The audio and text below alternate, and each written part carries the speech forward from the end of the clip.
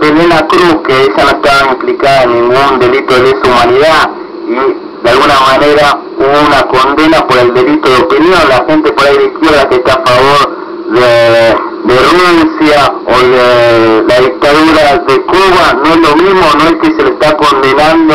a Elena Cruz en este caso por unos delitos que tuvo. Mira, nosotros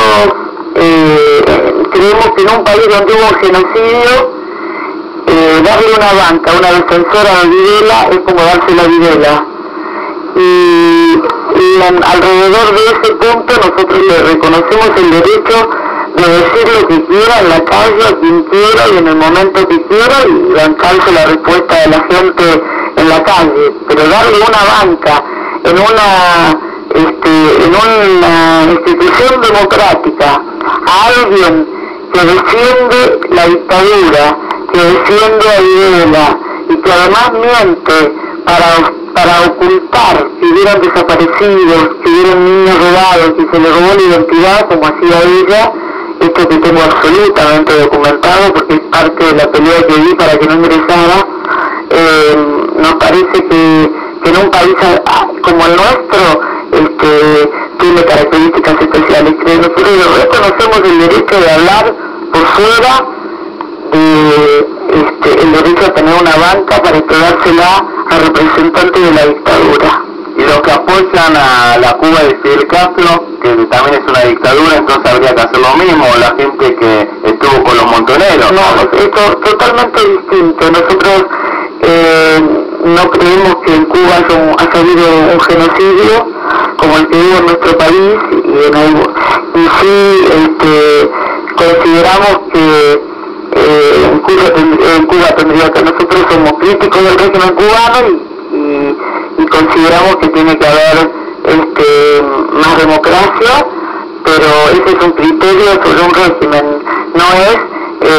nosotros somos un país en donde se mataron 30.000 personas, se violaron y le hicieron desaparecer las madres para robarle los hijos y después se les robó la identidad. No creemos que nada de eso se pueda comparar con los ejemplos que nos estás dando, y nosotros nos repudiamos la política de los dos demonios. El régimen militar fue un genocidio justamente porque fue orquestado desde el propio Estado y desde todas sus instituciones, y no tiene nada que ver con la política que tuviera el sector, que aunque yo creo que fueron equivocadas, no fueron desde el propio Estado. Entonces para nosotros es otra cosa. Y los grupos de izquierda admiradores del proceso ruso, donde ahí realmente hubo una masacre, que era una dictadura, la dictadura comunista. Nosotros tampoco compartimos llamamos al socialismo, al régimen burocrático de la Unión Soviética, pero creemos que estamos convencidos de que uno tiene que dar señales de lo que defiende su propio país.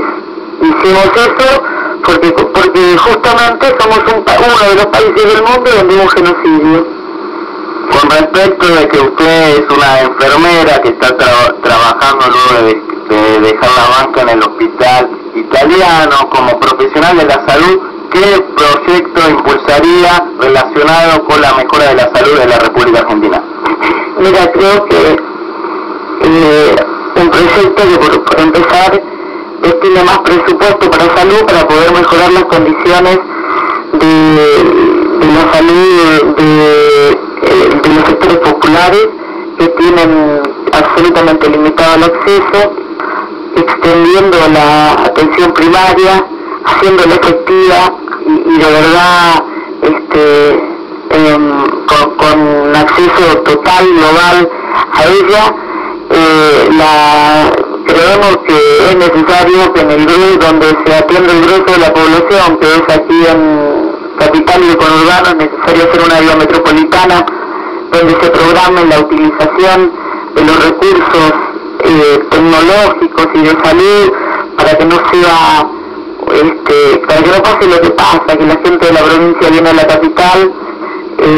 sin ninguna programación, y entonces a veces ni siquiera llega a ser atendida, para que se puedan utilizar ambos presupuestos al servicio de esa programación, para que el desarrollo de laboratorio de medicamentos genéricos controlados por las universidades pueda facilitar el acceso al medicamento en la consulta externa de los hospitales, y para que los trabajadores de la salud